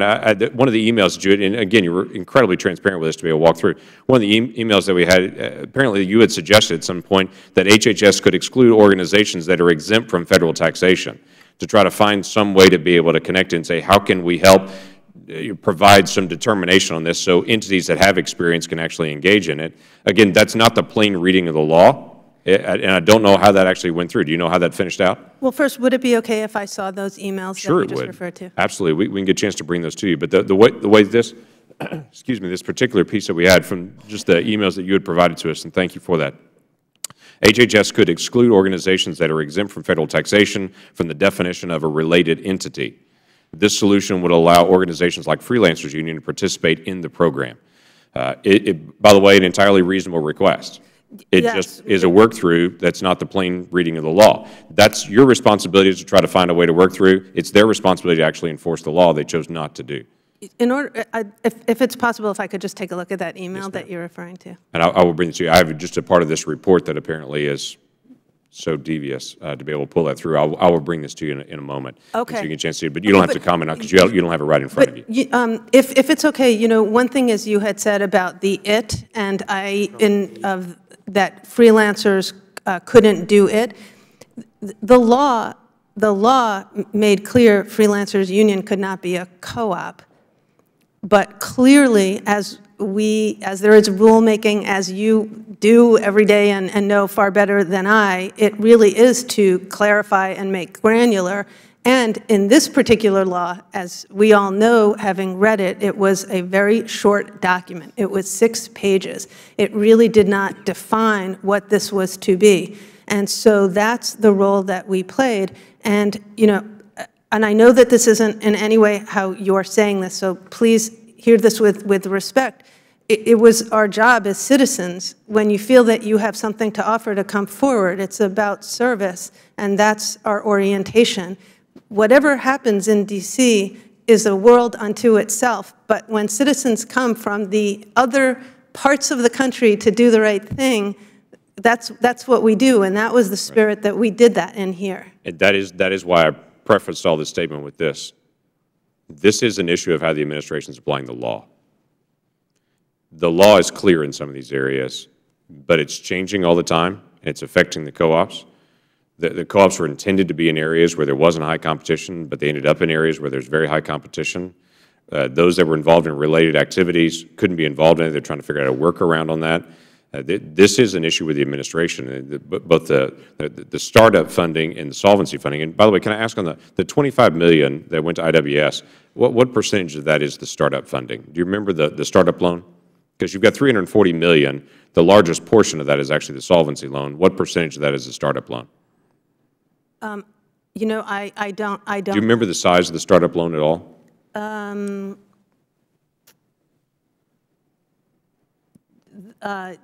About $46 million, I believe. Okay. So $46 million of the startup loan total, around there, plus or minus. We won't hold you that exactly. $25 million of that actually comes through IWS in the operation of it. Yeah, and if I could just explain, I don't know if this is helpful, but really, if you look at it, for the first parts are really where it starts to grow. Then it builds, because remember, we're building 3 websites connecting 3 billing and enrollment vendors, claim vendors, so they only have to do it once rather than having, in other words, they have the economies of scale. Sure. After December 31st, the sponsorship ends, and the amount is just much smaller and will eventually probably stop. Okay. One quick question. I want to be able to pass this off to Chairman Jordan to see if he has additional questions as well. By the way, you should have, instead of building a new website, you should just partner with healthcare.gov. That would have saved you all a lot of money. That would have been so much easier. You know, it's funny, but actually we really build them all in the cloud using state-of-the-art technology. And when we look at the insurance companies that are on the market, both nonprofit and for-profit, ours is actually state-of-the-art, right, using cloud technology and using really a system that is unbelievably efficient because it doesn't require these in-house clunky old legacy systems. It's quite remarkable to me how often the private sector can get a job done, and to be able to accomplish that without the government saying we can do this better. And very often when the government steps in to do it, it ends up being much more complicated and very, very expensive. Just one quick question. I'm going to pass this off to Chairman Jordan as well. Ms. Van Riper, the numbers. We've talked several times about the numbers. When do you think we will have good enrollment numbers, good viability pictures of how this is coming together? You have all the good examples. When will we have the other 23? There's a tremendous amount of money at taxpayer risk here. Yes, thank you. Understood. It's my understanding that HHS is going to release enrollment numbers around next week. We have petitioned that multiple times, actually. We've started making the requests of them to try to get those numbers, and it's been an interesting, slow walk. to be able to get those numbers. Okay. So do you know when the co-ops are going to release those, or should we reach out to the co-ops directly? I think you perhaps, or at least the larger committee has already done that. There's inquiries out to every co-op. We have, and yeah. It's my understanding that HHS was not very happy that we're reaching out to the co-ops directly on that, but that's one we're trying to reach out and be able to gather those numbers directly. I would love to be able to just produce the numbers right now, but we just don't have them from all the co-ops. Thank you. Chairman Jordan. If I may? Sure. Yes, ma'am. I just wanted to clarify something, a question you asked me earlier. I got a little confused there. It was on that 8 to 9% lower rates for states with co-ops. That's really just, I was looking at historical information. That's comparing states, the prices for premiums for states that have co-ops versus states that don't have co-ops. That's the difference there. Well, we won't know the actual economic effect of that for a while, of what it means for a co-op to be in the state, to go through the premium. That'll be several years before we actually know if it's actually driving costs down.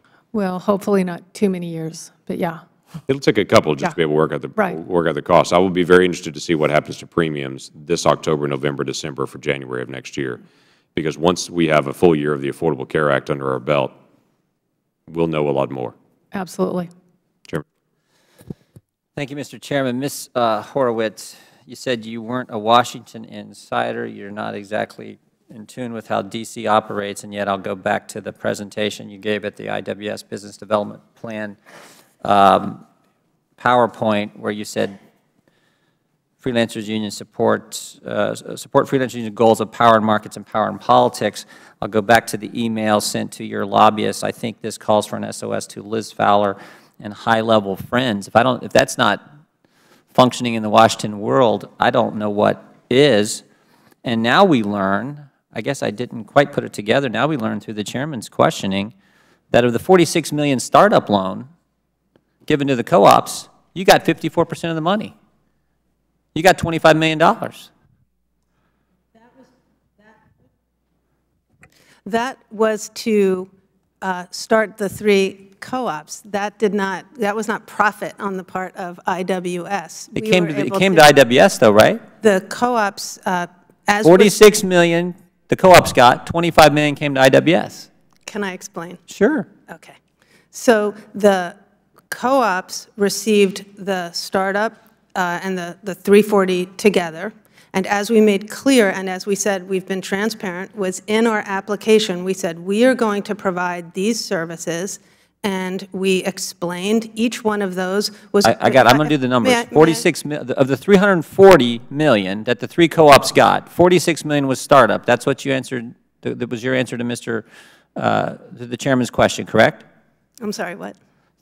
The chairman asked a question. What was the startup loan? You said 46 million. 25 of that came to IWS. So you've also said 340 million went to the co-ops. So that leaves what, approximately $300 million more dollars. Are you getting some of that money as well? Well, again, is IWS, I should say, getting some of that money as well? You tell me, may I answer the Sure. question? Okay. So as I believe Dr. Van Riper has explained, the total money doesn't just go to the co-ops. They have to pass different milestones. I understand that. So over the course of starting and launching, which are obviously the most expensive times because you're building all your infrastructure. Got it. So what we did was taking 3 of the co-ops systems and integrating them, building up their website, their back-end processes, integrating everything, setting up their staffing. That's what it cost to start them on time and on budget. Like as Congressman Meadows said, you know, I too am a small business person, and when you're looking at a project like that has not been done before, I think everybody in this room would agree there are risks. And so we managed to our budget and had a 12% profit, which, again, we would have been happy with an 8% profit, but we could have lost everything. And so what we did is we delivered these, and they are all functioning. While some of the exchanges are not, ours are on time and on budget. I appreciate the fact you did work. I would expect you to do work if you got a contract and you're sponsoring these entities. What I'm asking is the numbers. $46 million in a startup loan. Your response to the chairman was $25 million of that came to IWS. Is that correct? Yes. Okay. Now, there's additional approximately $300 million going to these co-ops over a course of time, solvency loans, et cetera. I get that. I'm asking, are you getting some of that money as well? So the only thing that we have That's a simple yes or no. Are you getting more money? Is 25 the limit, or is IWS getting more than that? I take seriously what Chairman Langford said, that this is a conversation and that you'd want to actually hear my answer. And so if I may, I'd really like to give you a full answer. So the sponsors, our job as sponsor ended December of 2013. The only thing left that we are doing with the 3 co-ops, as I believe I told your staff, was IT, managing the website for both New York and New Jersey. And Oregon will be building their own, and we will be supporting that. So likely it will end in 2014 for sure with Oregon, but they may decide to build their own. Whatever they want to do is whatever they want to do. The amount will be significantly less, which is why I can't say a simple yes or no. It is a very small amount comparatively. But so you are receiving some on an ongoing basis. Some of it ended, for 2 states it ended in December, but Oregon could continue? The contract is a 1-year contract. Okay, okay. Did any, when the startup of these co-ops, I'm just curious, was there any private capital put up as well, or was it all done with the $46 million of taxpayer money? For the 3 co-ops, it was, I don't want to speculate, but I believe it was all the co-op money. No private investment, no? Okay. If I could, Mr. Chairman, one last question. I want to get to our other. We've been patiently listening and waiting. I want to get your comments, if I could, Mr. Herrick, Dr. Herrick, Dr. Stark, and Mr. Roy, just on the Vermont disaster and what happened there, and just your thoughts there. I mean, I don't know if you've analyzed that particular case, but here's one that failed, lost taxpayer money, gone. Mr. Fleischer wouldn't even come answer our questions, even though he got paid pretty large amount of money for sitting on the board. So if we could, Mr. Chairman, go through, and then I'll be done for the day. Dr. Herrick? Well, as I stated before, the co-ops were essentially a political compromise. I mean, the progressives, the left of center progressives in Congress wanted to have a public plan option. Supposedly without marketing, without advertising, without profit, this would force the legacy insurers to keep their costs down. It was very naive. And of course, and you asked specifically about Vermont. I think probably the bright side with Vermont is that, in fact, the plug was pulled because it was obvious they could not succeed. And that's true of many of the other states, the co-ops in all the other states. There really is no competitive advantage. There's nothing that the co-ops can do that the legacy insurers cannot do, and I think it's been demonstrated in this committee hearing. Do you think the 3 co-ops sponsored by freelancers, do you think they're going to succeed? Or have you had a chance to look at what's happening there? I haven't really had a chance to analyze it. I think, as Chairman Langford mentioned, they probably have more experience than all the others. So from that standpoint, they will probably fare better than the other 23 Well, but remaining. saying they're better than Vermont's not saying a whole lot, right? Well, that's true. Okay. So I think that what will happen is the weaker ones will probably just fall apart very quickly. The stronger ones will muddle along, having no real impact on their markets and just barely stay alive, doing nothing to lower premiums or really provide any services that weren't already being provided. I find it very interesting that, as Vivek Roy mentioned, is all the cooperatives are in states that had a lot of competition. The idea was these should be in rural areas. These should be where the risk pools are too small for the legacy insurers to really want to bother with. But that's not what we've seen. We've seen that they seem to be going into the same areas with large populations and established networks for reasons that, I guess, because it's easier to do business there. Well, but also, I mean, access to the, if you can provide it, if you got taxpayers subsidizing your model, you can offer it at a lower cost and you can grab market share, right? I mean, that's why they're going to these areas, because that's where the people are, and they say, wait a minute, we can provide a product cheaper because we got 340 million from the taxpayer. Well, yes or no? I mean, look. Well, yeah, I think having taxpayer subsidies is something that a lot of businesses would love to have, but luckily that's not the case for most businesses.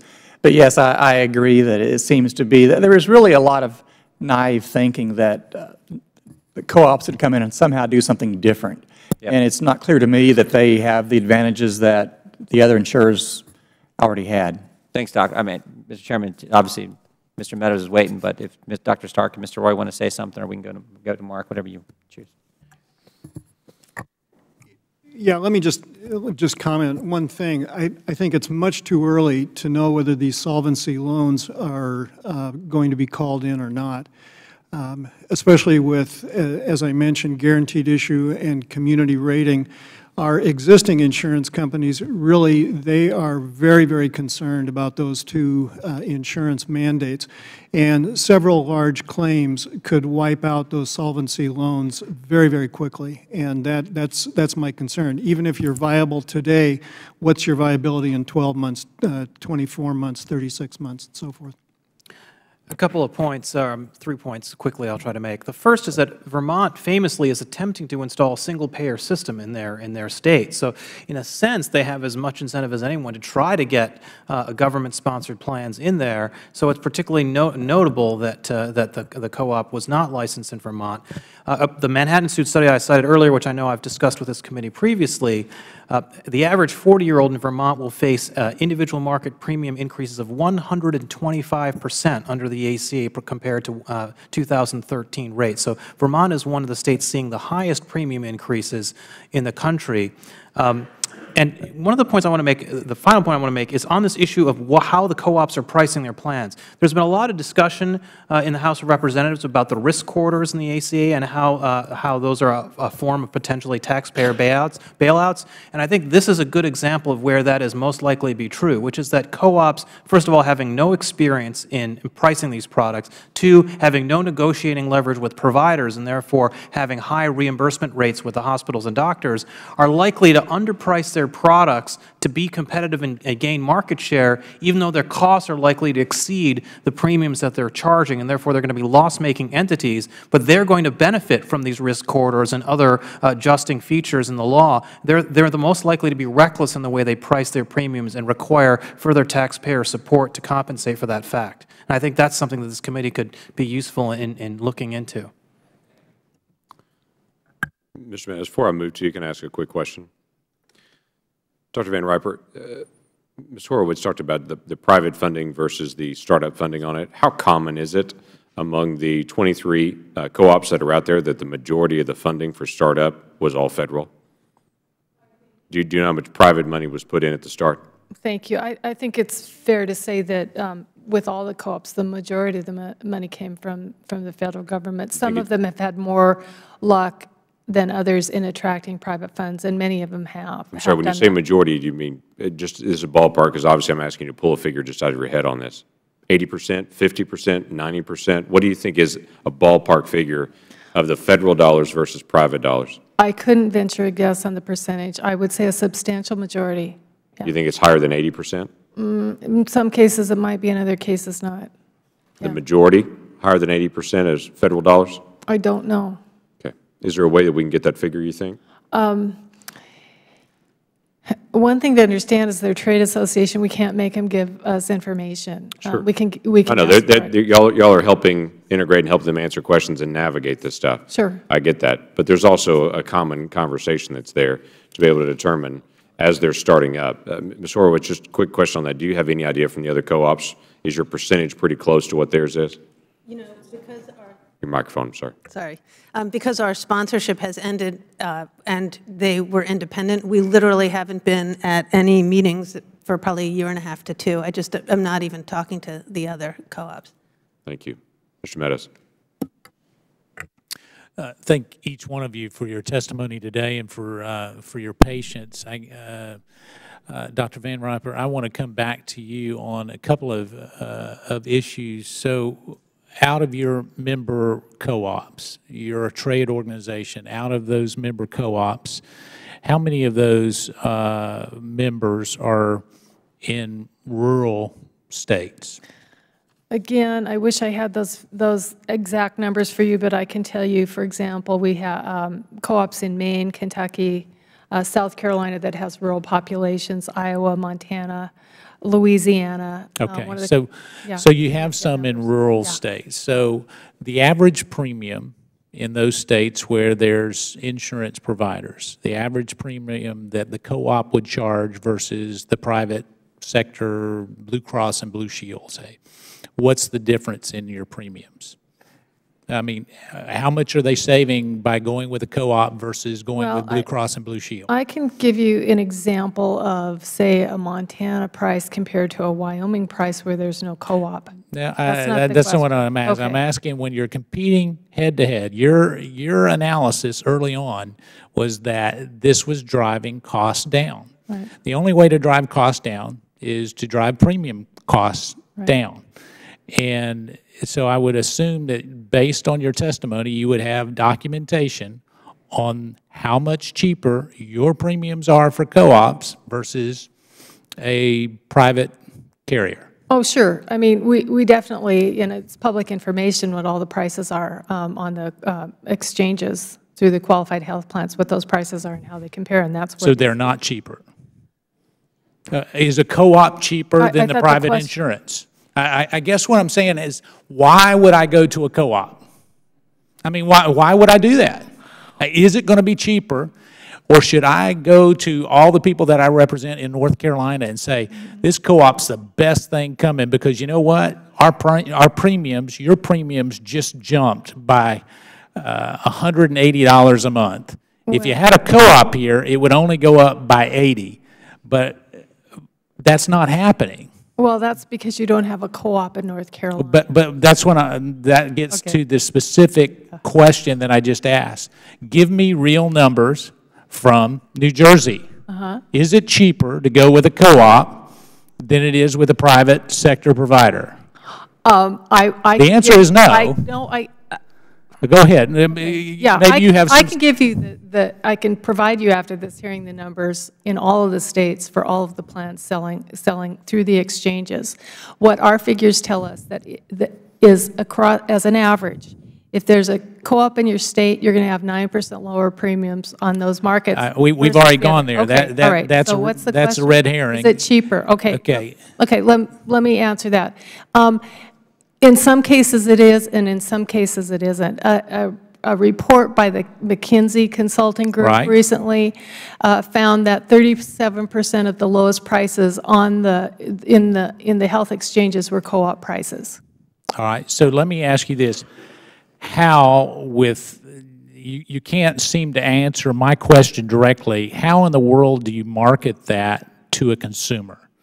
You know, if I'm going to get health care coverage, and I'm going to go to a co-op, and let's say I'm going to go to Blue Cross and Blue Shield, what's the difference in premiums in New Jersey? Do you know that figure? I do not know off the top of my head. So how do you market it to the consumer if you don't know? I mean, how do you know? I am not marketing a co-op plan to the consumer. Well, that may be the problem why we're having a problem with co-ops is because we're not marketing it. Well, let me explain something. All co-ops do marketing. They cannot use federal dollars, but they have scraped up money from some other place to do marketing. And in spite of the prohibition on using federal loan money for marketing, I just gave you some statistics. Some of them are doing pretty darn good, even at this early stage. Yeah. And what would be the sales point? What would be your testimony today if I were to go to a co-op? It is consistently how much cheaper than the private sector to buy insurance? All I can tell you is what I've said before, but because I cannot tell you state by state what the relative price is. New Jersey. I don't know. I told you that. I don't know exactly what the pricing is there versus other places. Okay. All right. Mr. Chairman, I yield back. I don't know all the state prices. Long afternoon. We started an hour late because of votes. Then we had a 2-hour conversation on this. I really appreciate you coming. This is the first hearing on this topic. This is a $2 billion piece of the federal budget. It is important that we get a chance to have this conversation. This conversation will advance with members of the administration as they're trying to work through the process of how they're handling the regulations on this. But the information that you all brought today, both in your written testimony and in your oral testimony, was incredibly beneficial to us to get some perspective about what's happening and how you're trying to manage it. Obviously, there's lots of numbers and lots of facts and figures still to come as this rolls out in the next couple of months, and then time will most certainly tell where this comes out. Proverbs says, wisdom is proved right by her children. And this will be one of those moments to be able to look at and say, what are the children that are born from this process, and where does this go? So I'd like to thank all the witnesses for coming, taking so much time from your busy schedules to hear from us today. The committee will stand in recess until we get a chance to finish testimony of a witness that did not arrive today. Thank you.